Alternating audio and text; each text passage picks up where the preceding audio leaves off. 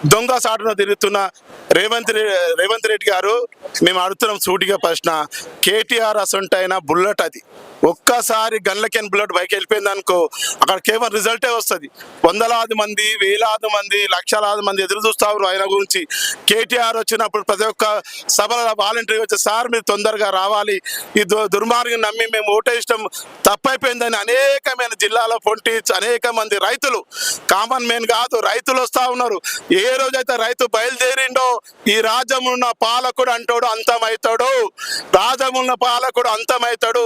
రైతు గురించే తెలియదు. ఒకసారి అంటాడు మయ్య పోలీస్ పటేల్ అంటాడు, ఒకసారి అంటే నేను రైతు బిడ్డ అంటాడు, ఒకసారి అంటాడు మేము అబద్ధాలు చెప్తే అంటాడు. ముందుగా ఇచ్చిన హామీలను పూర్తి చేస్తే నీకేమొచ్చేది ఉంది? కట్టిపెట్టింది అన్ని, సెక్రటరియట్ కట్టిండు, అసెంబ్లీ కట్టినాడు, కమాండ్ కంట్రోల్ పక్కన పెట్టినాడు. నీకు ఎందుకు భయం అవుతుంది రా భయ్? 420 హామీలను ముందు అమలు చేయి. చదువుకున్న వాళ్ళకి 10,000 ఇస్తున్నావు, 20,000 ఇస్తున్నావు,